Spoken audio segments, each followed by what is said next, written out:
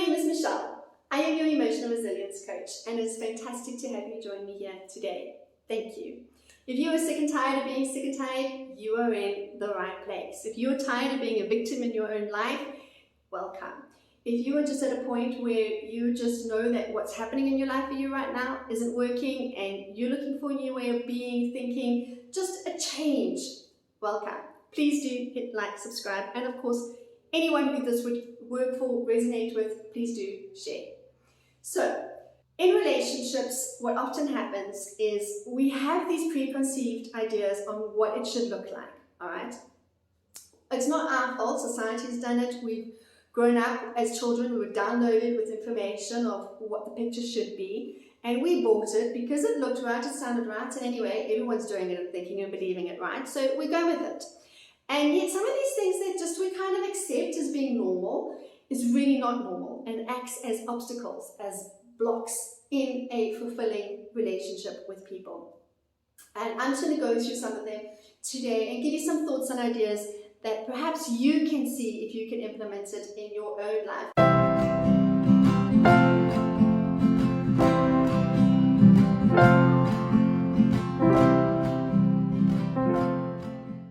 Maybe you are going into a new relationship that is just springing and it's a romantic one, or possibly there's a friendship that's on the horizon, or whatever it is that you are looking at that you are wanting to make better and stronger and more powerful in your life.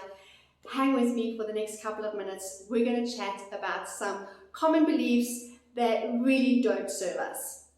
All right, one of these is that somebody's going to complete you. All right, I know we've all watched the movies, we've all heard the lines, you complete me, and my teenage girls, they swoon. They swoon and go, oh, it's so romantic and it's so lovely.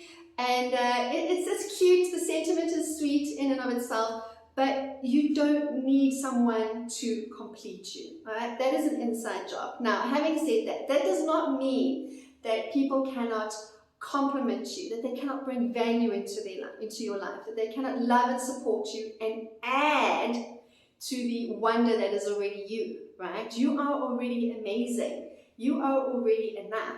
And if you're going to look to people to complete you, you're going to always feel a little bit defunct, a little bit deficient, like there's something wrong with you. And you're going to think to yourself, this person equals I am now enough. You are already enough. And what happens so often when we believe that is often this person, we're putting a lot of pressure on this person to make us enough, all right? You are already whole. You are already good. You are already fantastic where you are. Can you grow and evolve? Absolutely, we all can. We never stop doing that. But it is not the job of another person to complete you. Add value? Yes. Strengthen? Yes. Be a force of goodness and love and light and build you up and help strengthen you? Yes. But complete you? No. All right. Number two, another idea that often happens is we make our happiness their responsibility. So it goes along with the same idea of you complete me, right? So now you are responsible for my happiness and we make it their problem, and it just turns into, I've done so many videos on this already, control, manipulation, just weird ways that we show up, this demand of you are responsible for my happiness, so you have to be a certain way, you have to be like this, do this, behave in this way, then I'll be happy. And even if a person does all of that, there's going to be this void because it's not up to them. Happiness is our responsibility. Again, can we add to people's happiness? Absolutely. Can we love them better? Yes. Can we strengthen them? Yes. Can we support them and encourage them and hold space for them? And can we do all of these things? Yes, we can, and we learn and we grow, and the capacity to do all of these things within us extends, and we can do it, but it doesn't mean it is our responsibility. All right, you're just handing your power over all the time when you make other people responsible for your happiness. It is such a difficult thing for people to have to accept, and there is a lot of resentment that creeps in. Resentment from you on your side because perhaps they are not living up to your expectations of what they need to be to make you happy, and you're not even clear on that.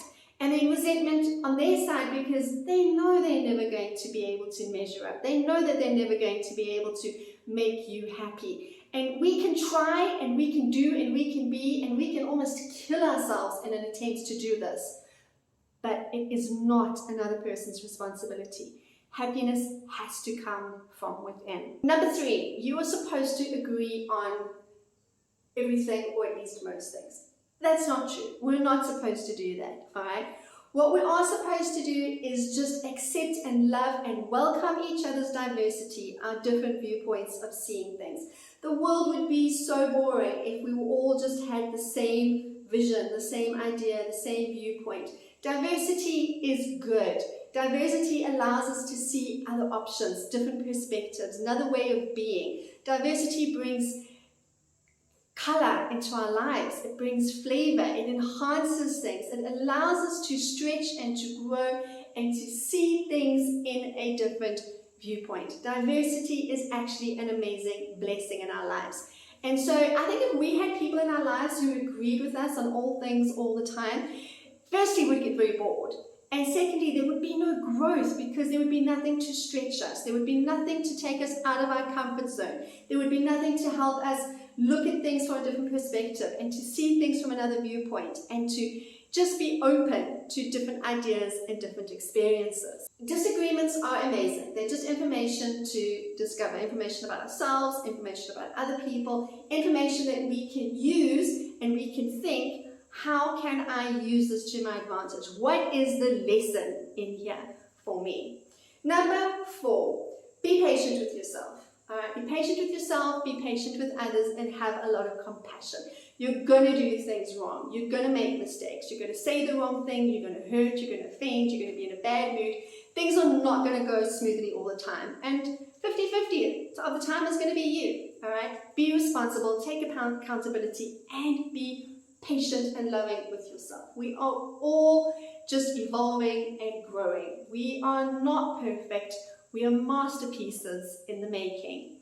And 5th, last point for today is don't make hard equal bad or wrong. And this goes with the idea of disagreements. Just because things are hard at the moment, just because you're struggling at the moment, doesn't mean that it is bad. It just means that you are working through things together.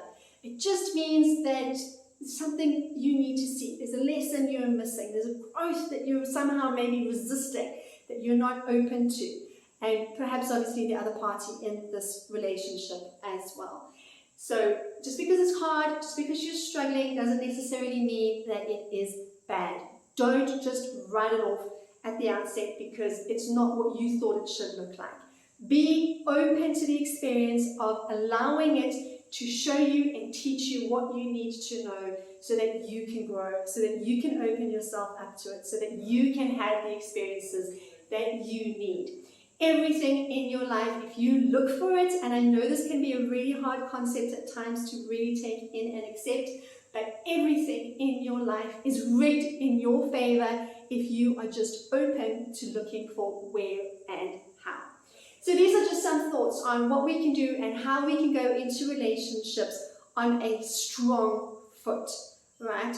Drop the manual, drop the expectations, drop the idea of what you believe it should be, right? We can be quite rigid in our ideas and be open to the experience, to the journey. What can I add? How can I add value? And what value is being added into my life? Of course, if you can't see it, it's pretty toxic, pretty dysfunctional. I've done lots of videos on how you need to break free, cut your ties, and just love people from a distance. I hope this has helped. I'm excited to hear your viewpoints. How do you feel it works? What works for you going into relationships on solid footing? Making sure that relationships thrive instead of just pull you down, be destructive, break you, break them. What do you like to do? What helps you set a good tone for a relationship going in? I'm excited to hear your thoughts. Please do join me on Instagram, Facebook, and of course, leave a comment down below. I hope you have a most fantastic day.